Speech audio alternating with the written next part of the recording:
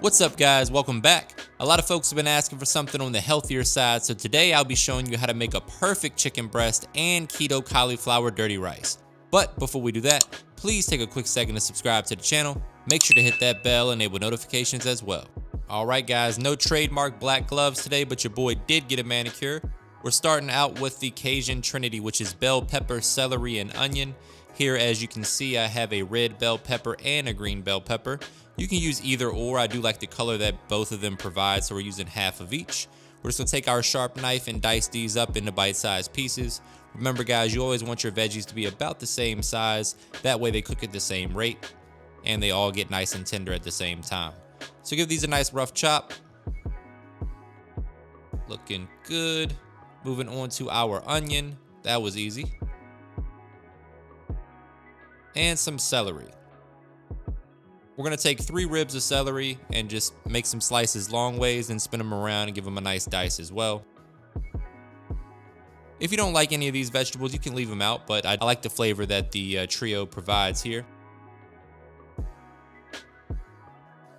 This is an excellent way to pack in some veggies into your diet.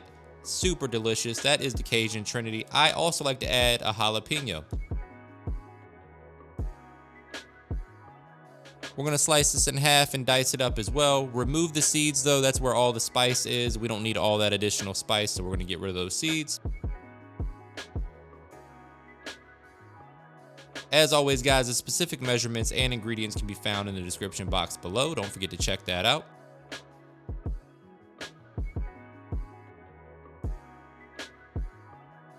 Cauliflower rice on its own is admittedly not that good, but this recipe is packed with flavor. You're gonna definitely love it. It's great for meal prep. It reheats really well. Definitely give it a try and let me know what you think. Here is our rice cauliflower that comes frozen. We're gonna pop that in the microwave for about 5 minutes, or just read the package and follow the instructions. Here we're gonna add a little bit of avocado oil and about half of this package of Jimmy Dean sausage, so about 8 ounces in total.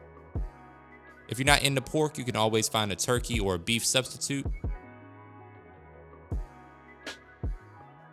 If you're really trying to be on a health kick, you can use some of that Beyond Meat stuff in place of the actual meat as well. Once you brown your sausage, we're gonna go in with our veggies and saute them until they get nice and tender. That sausage is gonna be the foundation of flavor for this dish. So this recipe is a play on dirty rice. Obviously we're using cauliflower rice for this. Going in with about a tablespoon or so of garlic paste. We're gonna give that a nice mix. Allow those flavors to come together. Looking good. Tons of color, tons of veggies. Going in with about a tablespoon of our Better Than Bouillon chicken base. If you can't find that, you can just use a regular old bouillon powder. Also, if you're trying to watch your sodium, they do have a low sodium variety of that. Going in with a little bit of chili powder as well. Give that a nice mix. As you can see, there's tons of fond at the bottom of the skillet that we're about to get up right now with a splash of chicken stock. Bring that up to a simmer and just scrape the bottom of your pan. Get up all that deliciousness.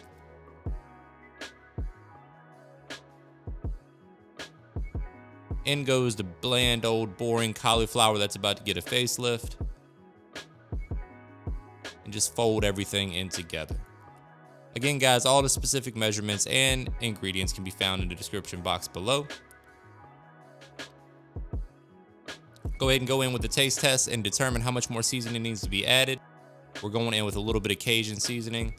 A little bit more chili powder to darken it up a bit, give it more of that classic dirty rice look. And we're good to go, guys. We can set that aside. Again, perfect for meal prep. It reheats exceptionally well. I think you guys are really gonna like this recipe, especially anyone that's on a keto diet or a low carb diet, or really just trying to reduce the carbs and increase your vegetable intake. This recipe is perfect for you. Let me know in the comments if you're gonna give it a try. If you're a little bit on the fence, trust me guys, you gotta try this recipe. It's a staple in my house. I make it at least once or twice a week. And it pairs beautifully with this chicken breast we're about to make. Here, as you see, we have 2 chicken breasts. We're gonna season with a little salt, pepper, garlic, and onion powder. Our top coat's gonna be chili powder, which is gonna give it that nice dark color that we're looking for. There we go. Always season from up high so you get good surface area coverage. And then press your seasoning into the meat. Don't rub it. That way the seasoning stays intact. And you have a nice even color when you sear the meat up. Makes for a nice presentation. There we go. Now we're gonna make our aioli. So we're going in with about a half cup of mayonnaise. This is optional, but it is delicious. The recipe for this is in the description box as well. A little bit of Worcestershire sauce, some garlic paste, a little fresh lemon juice, about a teaspoon or so. That's a nice trick. You can squeeze it through your hands. That way you don't get any seeds in there. Going in with some cayenne pepper for a bit of a kick. And some chili powder as well. Pinch of salt. And of course, some Old Bay. There we go. Break out the whisk and mix to combine. Say it with me, guys. Looking good. We're gonna add that to a squirt bottle, and that's gonna be our garnish a little bit later. Now we're gonna get our cast iron skillet up to temperature. We want it smoking hot. We're on medium-high heat right here. A little avocado oil in the skillet. Make sure that the skillet is well covered. And then we're gonna lay our chicken breast away from us to avoid any splatter. And press down for maximum surface area contact. This will give you that nice crust and color that we're looking for. Preheat that oven to 400 degrees because after we sear the chicken breast, it's gonna finish in the oven for about 6 to 8 minutes or until the chicken hits 165 degrees internal temperature. That's the color we're looking for, guys. Man, that looks good. Chicken breast does not have to be boring and dry, guys. I promise you, if you use this method, you're gonna make the best chicken breast of your life. We're gonna add a little bit of lemon to the pan just to add some additional flavor. Once it's done, you want your meat to rest for 5 to 8 minutes before you slice into it. That way the juices have time to redistribute. The key to chicken breast is not to overcook it. So invest in a good food thermometer. You wanna cook it to about 165 degrees again. That way you know that it's safe to eat, but it's not overcooked. And you'll get yourself a nice juicy piece of chicken breast like this one.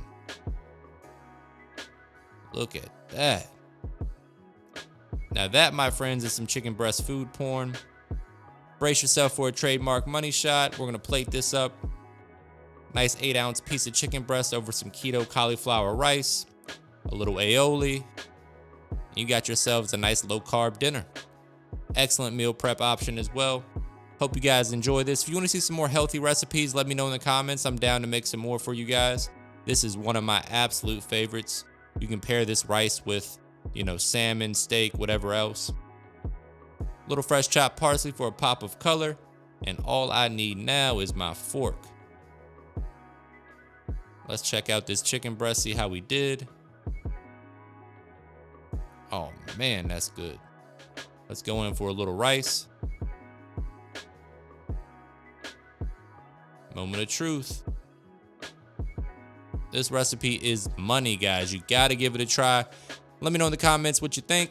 Don't forget to give your boy a thumbs up. Make sure you hit that subscribe button and that bell to enable notifications. And as always, thank you for your support.